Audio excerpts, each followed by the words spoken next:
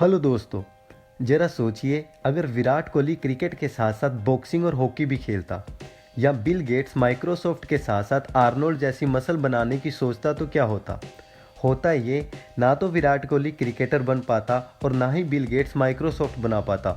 आपने जितने भी सक्सेसफुल लोग देखे होंगे वो सब अपनी लाइफ में किसी एक चीज़ के लिए ही फेमस हैं। For example Ronaldo football, Abdul Kalam science और लता मंगेशकर सिंगिंग, क्योंकि वो सब पूरी लाइफ एक ही गोल पर फोकस थे। लेकिन हम में से ज़्यादातर लोग किसी क्रिकेटर का स्टारडम देख क्रिकेटर बनने की सोचते हैं और किसी सिंगर को गाता देख सिंगर, या फिर कल से मैं जल्दी उठकर 1 घंटा मेडिटेशन करने के बाद जिम जाऊंगा और आकर गिटार सीखूंगा, उसके बाद अपने 3-4 बिजनेस आइडिया पर काम करूंगा। लेकिन इसका आउटकम क्या होगा? पहली बात तो आप कोई काम ढंग से कर नहीं पाओगे, अगर कर भी गए तो सब में एवरेज ही परफॉर्म करोगे। गैरी केलर कहते हैं, हम सब कुछ एक साथ एक जैसी डेडिकेशन के साथ कर पाएं, ना तो हमारे पास इतना टाइम है और ना ही एनर्जी। अगर आप एक साथ 2 खरगोश का पीछा करोगे तो आपके हाथ एक भी खरगोश नहीं आएगा, और यही हम में से ज़्यादातर के साथ होता है। लाइफ में इतना हार्डवर्क करने के बाद भी हम एवरेज ही रह जाते हैं।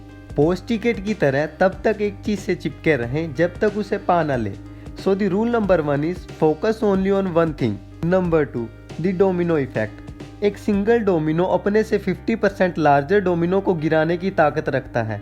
अगर आप सिर्फ 2 इंच के डोमिनो से स्टार्ट करके उसे मैथमेटिकल प्रोग्रेशन के हिसाब से रख दे तो जो 23rd डोमिनो गिरेगा उसकी हाइट आईफल टावर जितनी होगी, और जो 57th डोमिनो गिरेगा उसकी हाइट अर्थ से मून को कवर कर सके उस डिस्टेंस जितनी होगी।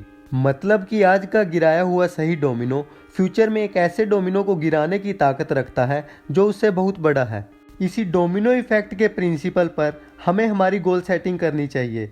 फॉर एग्जाम्पल, मुझे एक दिन 3000 बुक्स पढ़नी है, जो कि मेरा 57th डोमिनो है जिसे मैं गिराना चाहता हूँ। तो उस बड़े डोमिनो को गिराने से पहले मुझे सबसे छोटे डोमिनो को आज गिराना होगा। मतलब कि मेरा and goal 10 year, 5 year, 1 year, monthly, weekly और डेली गोल से गुजरता हुआ आएगा राइट नाउ गोल पर। अगर मैं अभी बुक पढ़ना स्टार्ट करूँगा तभी एक दिन 3000 बुक्स पढ़ पाऊँगा। So the rule number 2 is hit your domino right now. Number 3, multitasking is a lie. हम इंसान मल्टीटास्किंग के लिए नहीं बने। असल में मल्टीटास्किंग वर्ड बना है कंप्यूटर्स के लिए।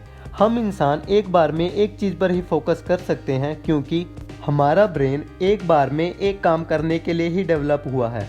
फॉर एग्जाम्पल, आप किसी पार्क में वॉक कर रहे हो नेचर को एंजॉय करते हुए, सडनली आपको कोई अर्जेंट कॉल आ जाती है।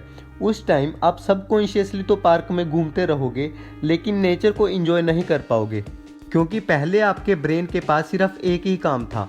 लेकिन जैसे ही उसे कोई और अर्जेंट काम मिलता है, हमारा ब्रेन सारा फोकस उस काम पर लगा देता है और कम प्रायोरिटी वाले काम को बैकग्राउंड में डाल देता है।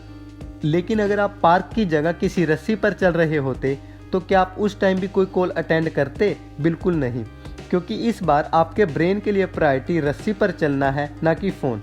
हमें लगता है हम एक बार में 2 काम कर सकते हैं, लेकिन दोनों कामों पर सेम फोकस नहीं कर सकते। मल्टीटास्किंग ना तो इफेक्टिव है और ना ही efficient. So the rule number 3 is multitasking is a lie.